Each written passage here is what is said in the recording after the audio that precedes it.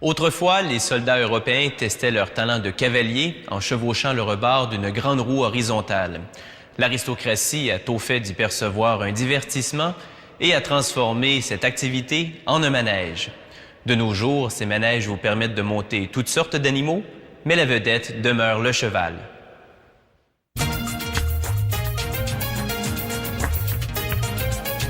Leur vie se déroule dans un champ de foire, mais elle commence ici sur papier. Un artisan esquisse la silhouette du cheval, puis la complète avec une selle, des courroies et un harnais. Certains modèles ont un bouclier, des armoiries ou même des fleurs.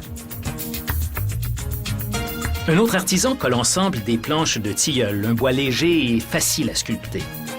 Il en empile 4 pour créer un bloc compact qui formera une partie du corps du cheval, le noyau. À l'aide d'un serre-joint, il presse le bloc et laisse la colle sécher pendant 45 minutes.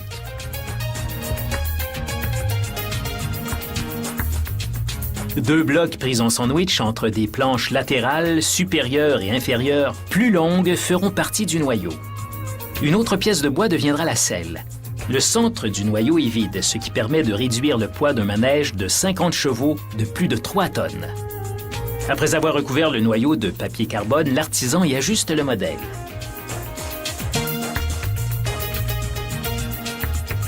Il le décalque à l'aide d'un stylet, un instrument sans plomb. Le papier carbone qui se trouve en dessous transfère le dessin au bois. Il suivra ensuite ces lignes pour découper la forme de base du cheval. Par la suite, la plupart des détails de finition seront sculptés à la main.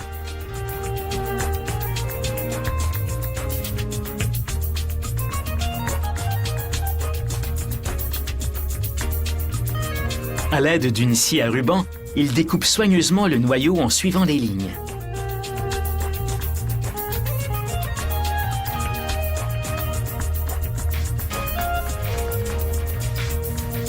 Il perce ensuite un trou pour le poteau qui retiendra le cheval au manège.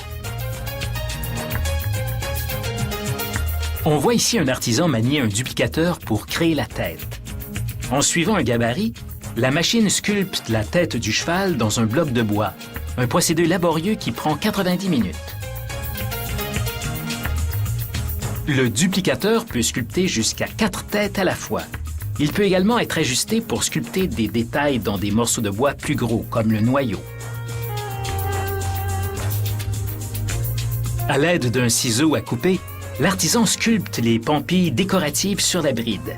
Celle-ci est plutôt élaborée comme celle que portent les chevaux d'Arabie.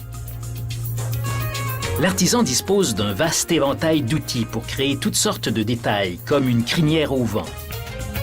Les outils sont affûtés et suffisamment précis pour sculpter même de petits détails complexes, tels l'orbite des yeux, les naseaux et les dents.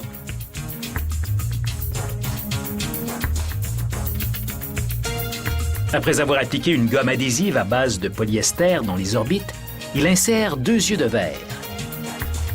Contrairement aux vraies pupilles équines qui sont ovales, celles-ci sont rondes pour donner un regard plus gentil.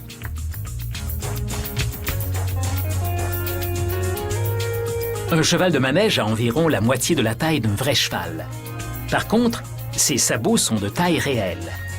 Les ouvriers y ajustent donc de véritables fers à cheval, qui empêcheront le bois de s'écailler sous les pieds des cavaliers trop enthousiastes. Des chevilles de bois fixent temporairement la tête et la queue au corps. L'alignement vérifié, les sections sont collées.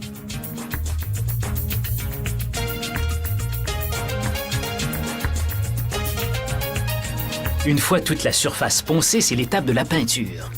Tout d'abord, 3 couches de fond blanche qui permettent de déceler toute imperfection que le ponçage n'a pas effacée. Cette étape terminée, le travail artistique commence. Ce cheval portera un harnais aux couleurs vives. Son pelage sera de différents tons de la même couleur pour un aspect réaliste. Il faut jusqu'à 5 couches de peinture pour y parvenir. Ensuite, on appliquera jusqu'à 7 couches de vernis pour que le cheval préserve son aspect magnifique pendant des décennies.